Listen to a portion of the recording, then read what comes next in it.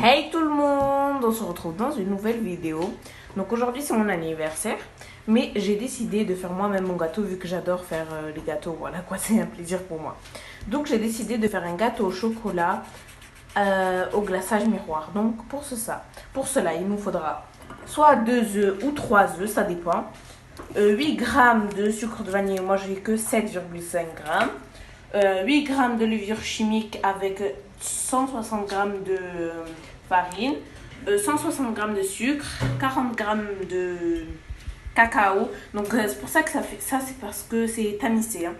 Alors ça, il nous faudra un grand verre comme ceci, une coupe comme ça de crème fraîche liquide, voilà, une demi-coupe comme ça de l'huile végétale de tournesol, l'huile de tournesol, c'est ce que je dis moi. Et pour le glaçage miroir, il faudra 50 g de beurre, 180 g de chocolat. Et après pour la déco, il nous faudra des vermicelles. Donc j'ai pris les 2 paquets vu que lui il était déjà ouvert, il est fermé, voilà quoi. Il nous faudra aussi une cuillère pour les ustensiles, une cuillère, un fouet, une maryse et un saladier.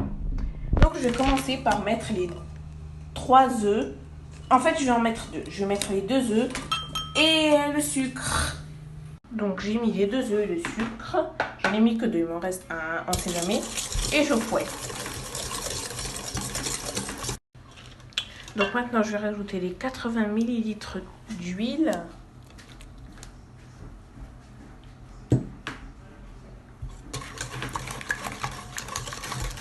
Je vais rajouter les 200 ml de crème.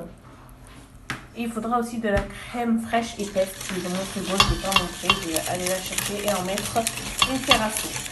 Donc j'ai rajouté ma cuillère de crème fraîche épaisse. Et je fouette le tout.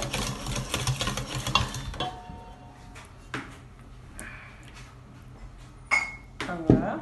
Maintenant je vais rajouter mon sucre vanillé. Donc je viens ajouter ma farine tamisée avec mon sachet de levure chimique. Hop là. Il en reste un peu. Ouais, il reste ça, mais c'est pas grave. Je vais fouetter.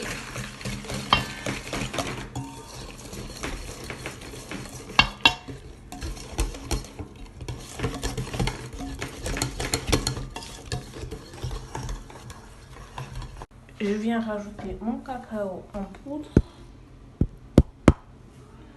Voilà.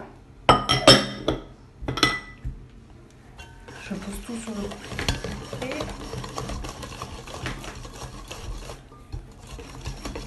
Et je fouette le tout. Donc au final, j'ai utilisé que 2 œufs. Donc il m'en reste un comme vous pouvez le voir. Donc je vais venir mettre ça dans un moule.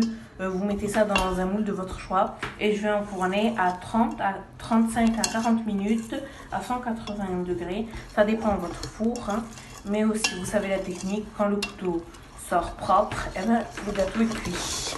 Donc je mets ça dans mon moule et je vous montre. Alors j'hésite dans mon moule, est-ce que je prends ça ou je prends ça? Je sais pas encore, mais je pense que je vais prendre celui-là, cette forme-là.